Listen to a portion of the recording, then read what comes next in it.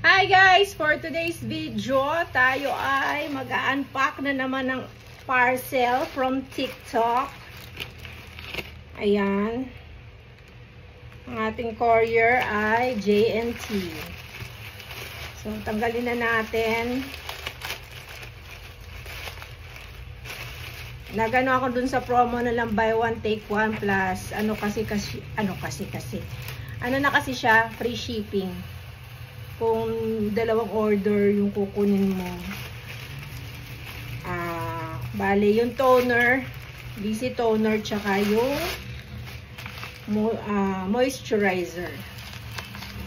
So, tingnan natin kung legit yung items na nabili natin sa TikTok.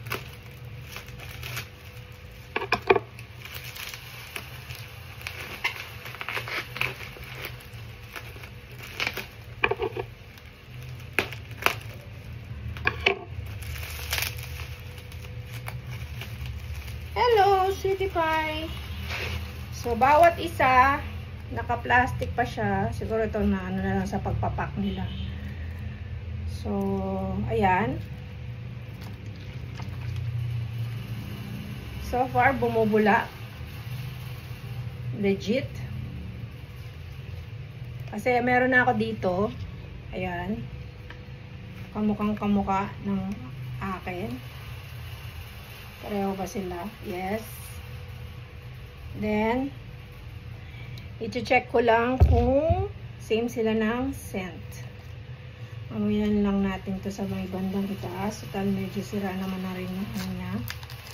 Yung packaging. Amuyin ko lang. Parang walang amoy. Ito.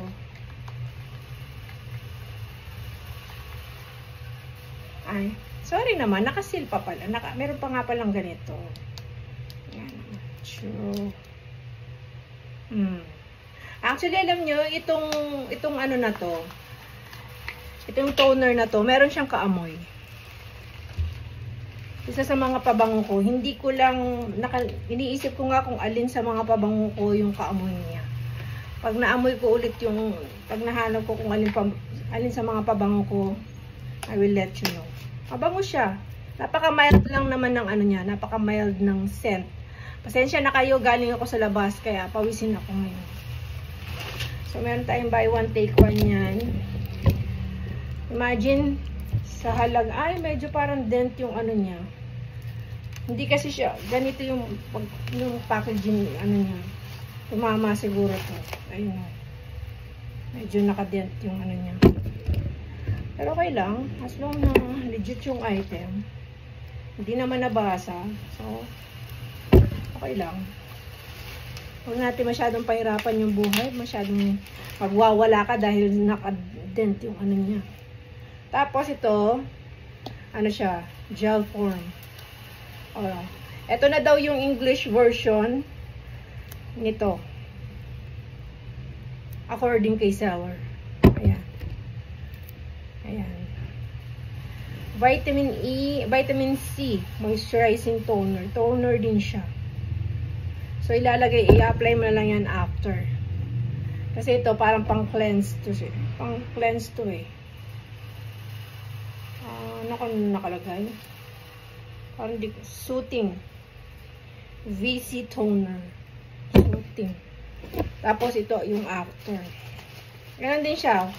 500 ml din siya. Pareho sila. Ayan.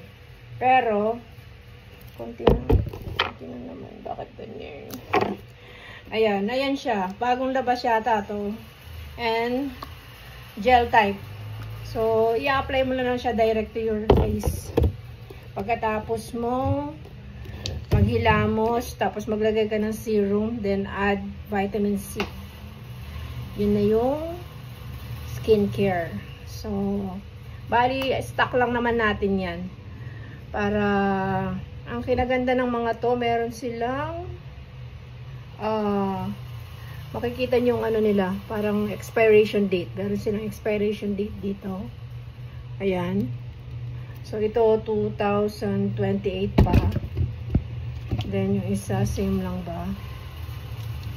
O, 2028. Then, ito. Ba't ito wala? Kasi ang alam ko regarding this one, bagong ano pa lang ito eh. Bagong labas. Kaka-formulate lang. Pero,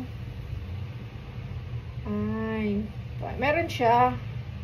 Kaso kasi hindi kasi, hindi kasi siya, yun kasi dahil black, yung yung nakasulat. Mabilis yung siyang makikita. Ito, nandito yung kanyang expiration date. 2029 pa. Ayun. Same nito. 2029. So, matagal pa natin silang magagamit. So, at least, nag-order tayo sa legit na, tawag dito, legit na company or seller. So, ako, actually, ginagamit ko dito, ang paggamit ko dito, guys, sa mukha, sa kilikili, sa singit, yun. So, far, after few days ng paggamit ko, sorry, kasi lang kayo, sinandal ko lang sa coffee mug ko yung aking, phone. After ng sabon sa mukha, tapos toner, then yung serum sa sa gabi. Sa umaga, toner, then sunblock na. Pero pwede ka pa naman mag-add ng isa pang moisturizer kung meron ka. Then ngayon magiging na siya, toner, then yung serum, then ito. Ano yung gagawin ko? So, ayan. So, maraming salamat, seller. Dumating naman sila ng maaga, mabilis. Actually, hindi ko nga in-expect na darating sila ngayon. Expected ko by tomorrow pa. Kasi nakalagay dun sa app is tomorrow. Pero, nakikita ko naman dun sa app na yung rider is nandito na malapit sa amin. So, ayun. So, naghanda lang din ako. So, nagkasalisi pa kami ng rider. Nakaalis na ako bago siya dumating. Nung pagdating ko, umalis din naman siya kasi may hinatid pa. Ayun. Sabi ko nga, tagal ko naghihintay dun sa labas. Sabi ko, pagpasok ko, dun siya darating. So, ganun na nga nangyari. Pagpasok ko, dumating siya. By the way, yung ingredients pala nito, itong bagong vitamin C toner.